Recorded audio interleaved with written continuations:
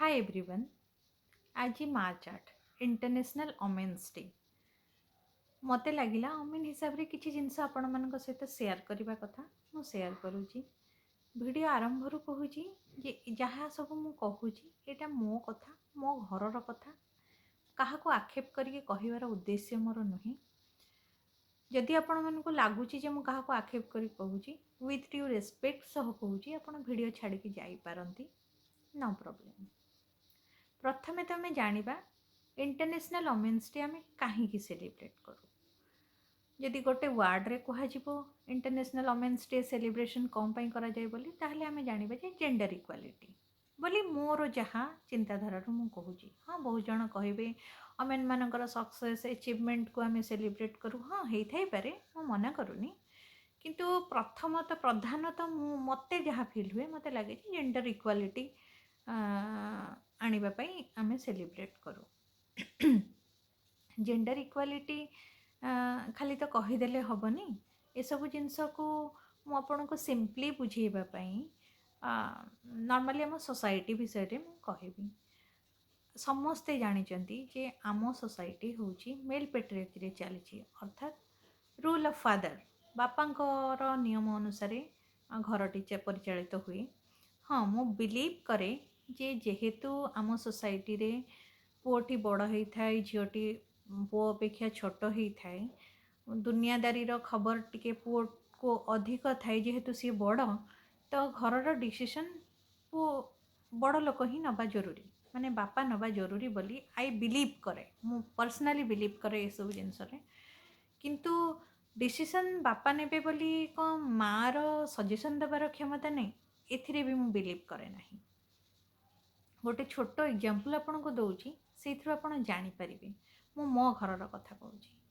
गोटे थर कौन होइथिला ना आम गाँव रे इलेक्ट्री रे किछि प्रॉब्लम होइथिला।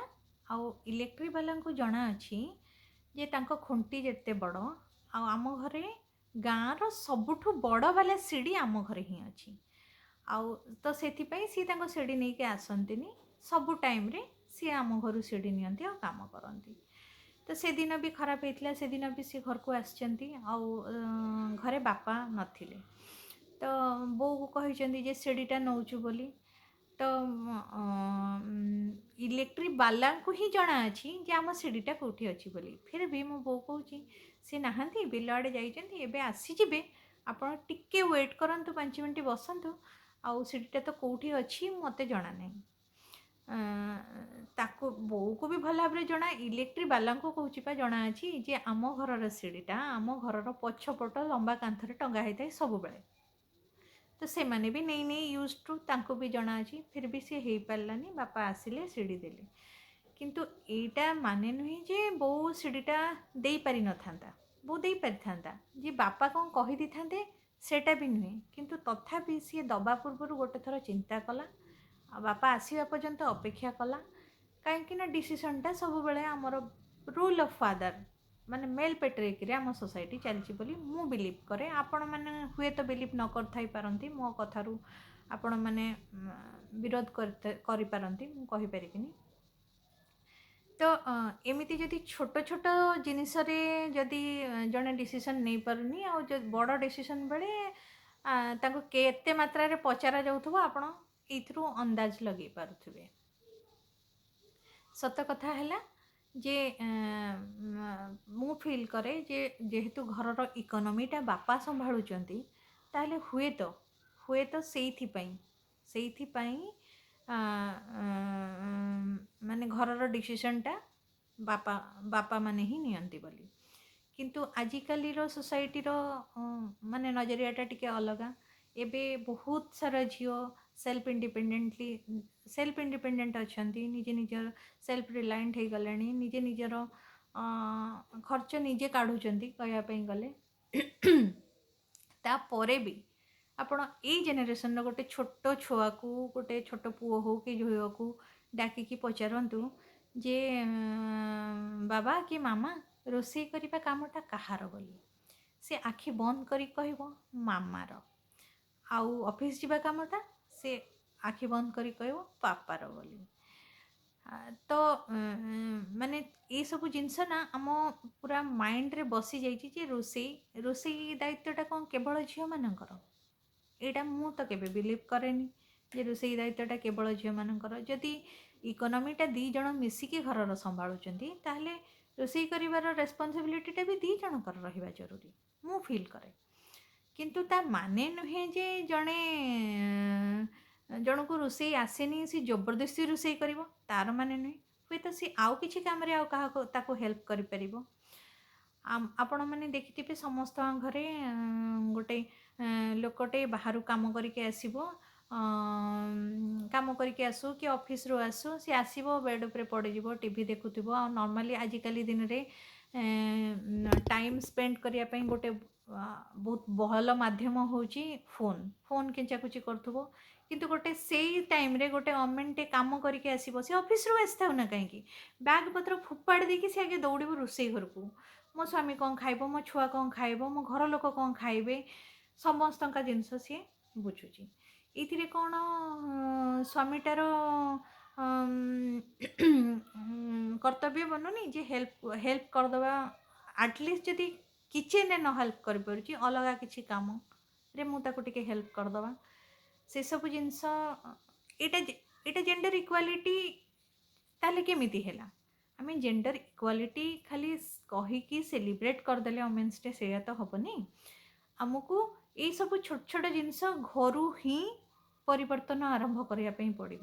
ମୋତେ ଲାଗେ ଯେ ଗୋଟେ ବଡ଼ ଜିନିଷ ପରିବର୍ତ୍ତନ ନା ଘରୁ ହିଁ ଷ୍ଟାର୍ଟ ହୁଏ।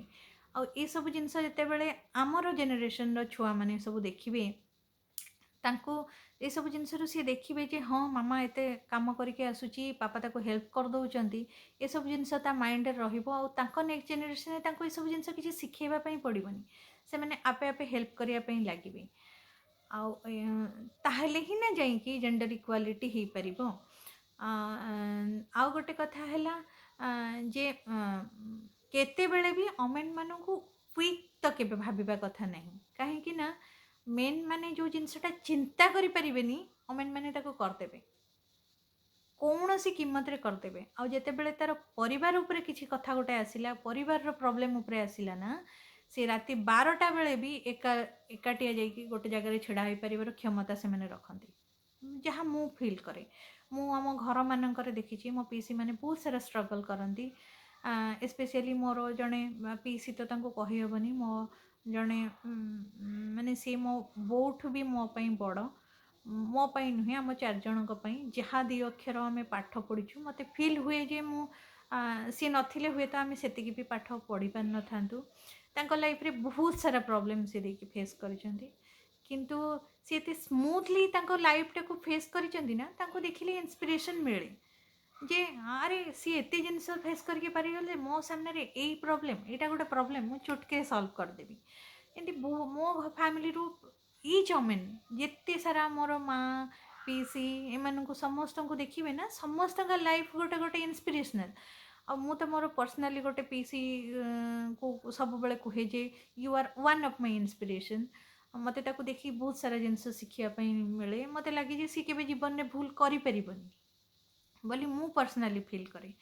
ଆଉ ବହୁ ଜଣ ପିଇସି ବି ଏମିତି ୱାର୍କିଂ ଅଛନ୍ତି, ନନ୍ ୱାର୍କିଂ ବି ଅଛନ୍ତି। ସିଏ ତାଙ୍କ ପରିବାର ପାଇଁ ଯେତେ ସାରା ସାକ୍ରିଫାଇସ୍ କରନ୍ତି ନା, ମୋତେ ମାନେ ମୁଁ ଦେଖିଲେ କେବେ ଭାବିପାରିନି ଏତେ ସାରା ସାକ୍ରିଫାଇସ୍ ମୁଁ ତ କରିପାରିବିନି ୟାର, ଏମିତି ଲାଗେ। ତେଣୁ ଓମେନ୍ମାନଙ୍କୁ କେତେବେଳେ ବି ୱିକ୍ ବୋଲି ଭାବିବା କଥା ନୁହେଁ। ଓମେନ୍ମାନେ ତାଙ୍କ ଏମ୍ପାୟାର୍ସ ନା ଆରାମରେ ଠିଆ କରିଦେଇପାରିବେ, ଆରାମରେ ଠିଆ କରିଦେଇପାରିବେ। ଆଉ ଯେତେବେଳେ ଗୋଟେ ସୋସାଇଟିରେ ଗୋଟେ ଓମେନ୍ ଉପରକୁ ଉଠେ ନା, ତା ଗୋଡ଼ ଟାଣିବା ପାଇଁ ବହୁତ ଲୋକ ଥାଆନ୍ତି। କିନ୍ତୁ ଓମେନ୍ମାନେ ସେସବୁ ଜିନିଷକୁ ବାଦ ଦେଇ ଘର ସମ୍ଭାଳି, ସ୍ୱାମୀ ସମ୍ଭାଳି, ମାନେ ଯେଉଁମାନେ ମ୍ୟାରେଡ୍ କରିନାହାନ୍ତି ବୟଫ୍ରେଣ୍ଡ ସମ୍ଭାଳି, ସବୁ ଜିନିଷକୁ ସମ୍ଭାଳିକି ଘର ପରିବାରକୁ ସମ୍ଭାଳିକି ତାପରେ ବି ସିଏ ତାଙ୍କର ଡ୍ରିମ୍କୁ ଫୁଲଫିଲ୍ କରୁଛନ୍ତି। ଏଇଟା ବହୁତ ବଡ଼ କଥା। ଆଉ ଆପଣ କେବେ ଗୋଟେ ଘର ମାନେ ଗୋଟେ ପୁଅର କିଛି ଜିନିଷ ଭାଙ୍ଗିଦେବା ପାଇଁ ଭାଙ୍ଗି ଦିଅନ୍ତୁ, ଦେଖିବେ ସେ ପୁରା ହାଇପର୍ ହେଇଯିବ। ଏଇଟା ଏମିତି ଭାଙ୍ଗଲା, ଏଇଟା ଏତେ ଟଙ୍କା ଦେଇ କିଣିଥିଲି, ସେତେ ଟଙ୍କା ଦେଇ କିଣିଥିଲି। କିନ୍ତୁ ଗୋଟେ ଲେଡ଼ିଜ୍ର ଗୋଟେ ଜିନିଷ ଭାଙ୍ଗିଯାଉ, ଦେଖିବେ ଆଇଦର୍ ସିଏ ଭାବି ଦେଇଥିବ ସେତେବେଳକୁ ମାନେ ଭାଙ୍ଗି ସାରିବା ଭିତରେ ସେ ଭାବି ଦେଇଥିବ ଯେ ୟାକୁ ମୁଁ ସଜାଡ଼ିବି କି ନୂଆ କିଣିବି କି ମୁଁ କେତେ ଟଙ୍କା ମନ୍ଥଲି ସେଭିଂ କଲେ ଆଉ ଗୋଟେ ଜିନିଷ ନୂଆ କିଣିପାରିବି ଏଇପରିକା ସେସବୁ ଜିନିଷ ତା ମାଇଣ୍ଡରେ ଭେରି କ୍ୱିକଲି ବସିଯାଇଥିବ ଯେ ଏଟାର ମୁଁ ସଲ୍ୟୁସନ୍ କେମିତି କାଢ଼ିବି। ସେ ସେଇଥିପାଇଁ ବହୁତ କମ୍ କେସ୍ରେ ହାଇପର୍ ହୁଏ। ଆଉ ତ ସେଇଥିପାଇଁ ମୁଁ କହୁଛି ଯେ ମାନେ ମୋର କହିବାର କଥା ଓମେନ୍ସ ଡେ ଆମେ ଗୋଟେ ଦିନ ସେଲିବ୍ରେଟ୍ କରିବାନି। ଓମେନ୍ସମାନଙ୍କୁ ଆମେ ଏଭ୍ରି ଡେରେ ସେଲିବ୍ରେଟ୍ କଲେ ବି ନା ଆମ ପାଇଁ କମ୍ ପଡ଼ିବ ଓମେନ୍ସମାନଙ୍କୁ ସେଲିବ୍ରେସନ୍ଟା। ଆଉ ବାକି ରହିଲା